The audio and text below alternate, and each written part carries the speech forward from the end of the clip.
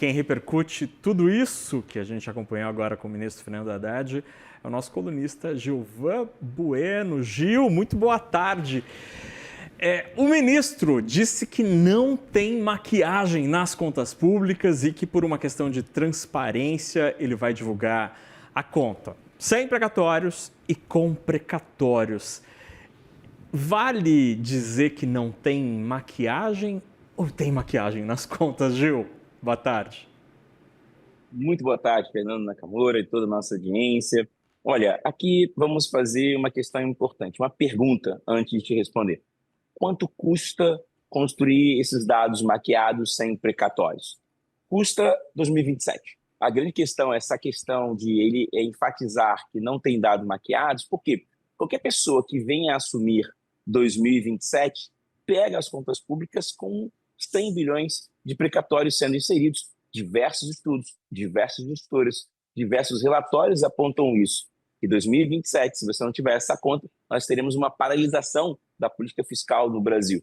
E, segundo as pesquisas que vêm acontecendo, nós temos aqui o atual presidente como forte candidato para conseguir essa cadeira para o próximo ano. Então, parece que ele está ajustando, criando uma narrativa para que em 2027 o presidente que venha consiga essa sua reeleição, ele receba essas contas já com essa inserção e não tem uma paralisação. De maneira categórica, o que ele falou é isso. Por quê?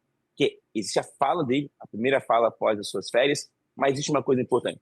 No dia de ontem, nós presenciamos o relatório de contas de políticas públicas e esse relatório mostrou um dado alarmante e preocupante que a gente tem que discutir. Se nada for feito, se nenhuma mudança, se nenhuma contenção, em 2030 nós teremos 95% da relação dívida-PIB versus do Brasil, essa relação dívida-PIB.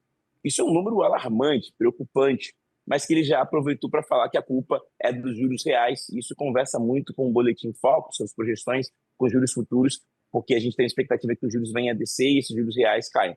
Mas essa é a verdade dos números e essa é a verdade de quem está construindo uma narrativa ou um desenho de um 2027 dentro do que as pesquisas mostram de uma reeleição do atual presidente.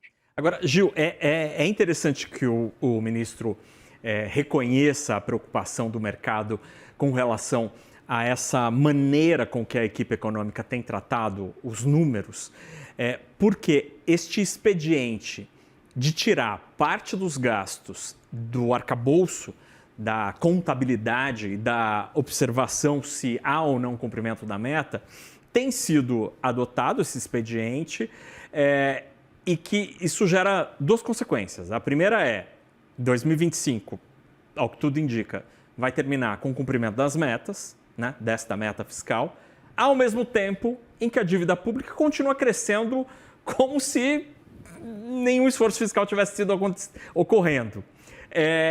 Os números dizem a verdade, como você mencionou.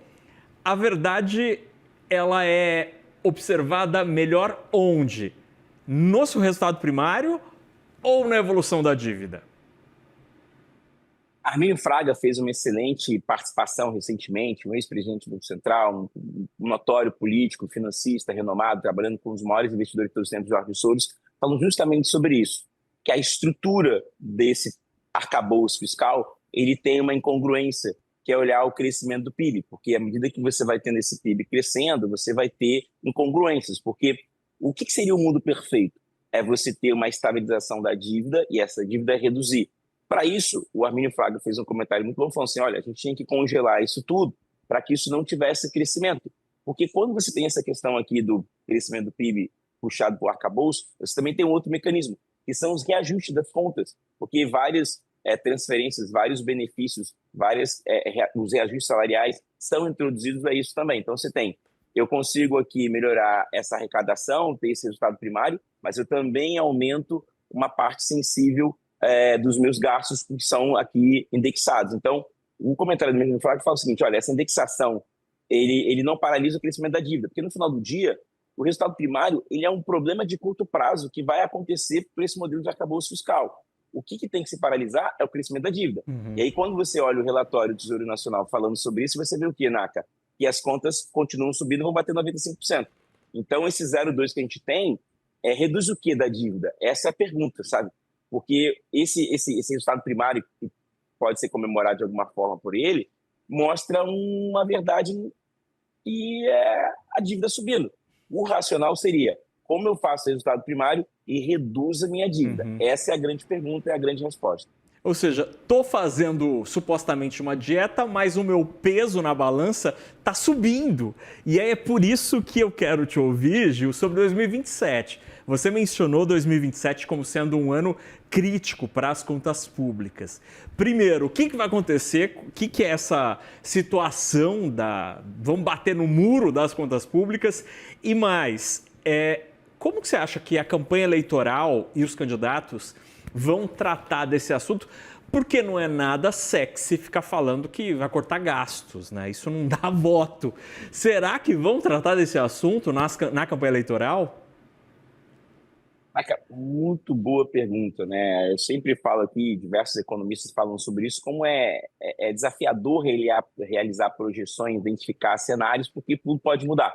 A gente olha, por exemplo, o Boletim Focus, que é pensado por mais de 100 economistas olhando suas opiniões, que pensam os números com certos dados, né? Econometria dos dados. Mas se quando você tem alguns mecanismos que colocam mais dinheiro ou reduzem o crescimento, isso tudo que foi desenhado pelo Boletim Focus acaba não se concretizando.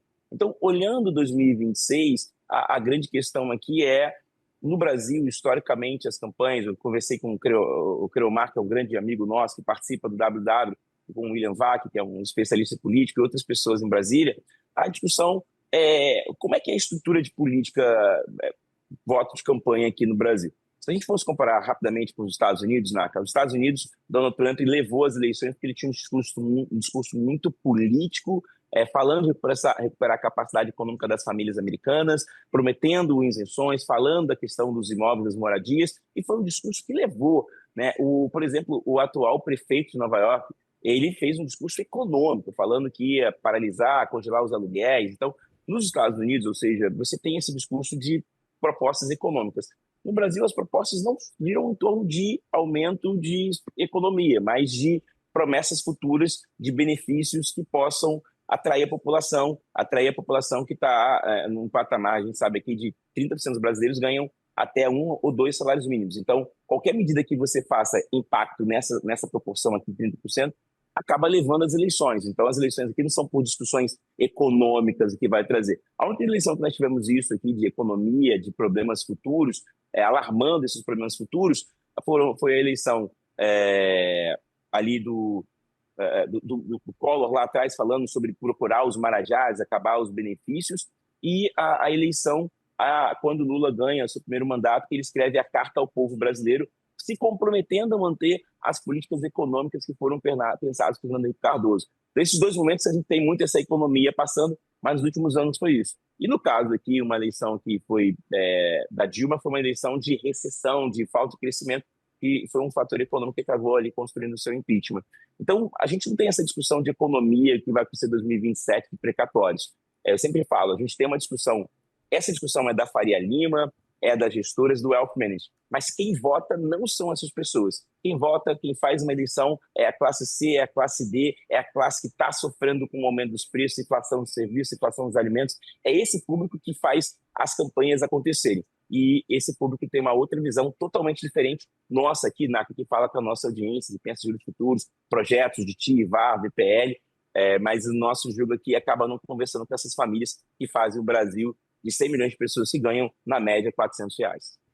Então, diante dessa realidade, realmente faz muito sentido os marqueteiros não quererem colocar esse assunto na agenda dos candidatos, né? Falar que vai cortar gastos tira voto e não atrai voto. Então, infelizmente, isso é do ponto de vista econômico, né? Porque esse problema precisa ser, de alguma maneira, encaminhado. É triste pensar que, muito provavelmente, seja um candidato de esquerda, de direita, de centro, para cima ou para baixo, ninguém vai tratar desse assunto, porque isso perde votos, anula a possibilidade dessa pessoa vencer. Gil, diante de tantas incertezas que a gente tem no campo fiscal, qual que é a melhor estratégia para o investidor? Quem tem sua carteira ali de recursos alocados no mercado financeiro, cautela é o momento de se proteger num ambiente como esse? Essa pergunta já está movimentando os condados, né? As mesas de operação, isso já começa a ser discutido. Uma discussão que teve essa semana foi de aposta na queda dos juros. Então, essa é a primeira aposta clara que alguns wealth managers estão falando, algumas gestoras, e algumas cartas mostrando, essas minhas leituras das cartas das gestoras, algumas cartas mostrando que talvez você não tenha prêmio de risco para isso. Então, a primeira estratégia dos investidores vamos apostar na queda dos juros. Talvez ela não aconteça, mas tudo está sinalizando que parece que vai acontecer. A segunda ideia sim, você foi muito assertivo em destacar que é a ideia de hedge, proteção. O Naka, uma questão importante, falando aqui do mercado de ações. Ano passado, o mercado de ações teve o melhor retorno dos anos, mas a pior captação líquida, porque eles tomaram muito resgate, os investidores acabaram olhando outros mercados. Mas ano passado, segundo os dados da Ambima, foram os anos dos fundos de ações. Os fundos de ações setoriais, por exemplo, tiveram retorno de mais de 70%, alguns. O pior dos fundos de investimentos foi, por exemplo, os small caps, com retorno de 19%. Ou seja, o mercado brasileiro não olha tanto para esse mercado de equity, que pode ser o grande investidor de 2027. Então, aqui começa aqueles termos bonitos que, assim, o trade anti-presidente, o trade presidente, o trade Tarcísio. Então, a gente vai ter que ficar olhando muito para isso. Então, no final do dia, parece que se proteger em moeda forte, dolarização de patrimônio, começar a olhar outros mercados, vai ser uma questão importante. Nesses anos de eleição, olhando um lado político da história, eu tive vários amigos indo, por exemplo, para o Uruguai, né? Olhando para o Uruguai, buscando outros países. Então, você vai ter muito essa discussão de, olha, não quero ficar no Brasil, quero fazer outra coisa, mas no final do dia a gente tem aqui um país que alimenta o mundo alimenta o mundo, mais de 1 bilhão de pessoas, e é o nosso país com mais de 25% em commodities. Então, em linhas gerais, as mesas de operação começaram a apostar em queda dos juros, os fundos de ações entregaram um retorno muito positivo ano passado, mas tiveram a pior captação líquida. A dolarização do patrimônio em hedge, em moeda forte, vai acabar se tornando um mecanismo. Isso faz sentido? Se você olhar todos os anos de eleição e candidatos que têm uma estrutura de gastos muito forte, ou de histórias ruins em termos de política macroeconômica, você tem uma forte remessa de recursos para o mercado internacional. E aí, no ano subsequente, você tem uma forte alta no mercado de ações. Gilvan Bueno, colunista do Money, obrigado pela conversa. Essa história do Uruguai a gente pode guardar para conversar um dia, porque eu tenho ouvido muita gente falar sobre o Uruguai. Parece que é um novo porto seguro para quem tem grana aqui no Brasil. Gil, obrigado pela conversa, querido. Bom finzinho de terça-feira. Para você também, para você e nossa audiência. Tchau, tchau.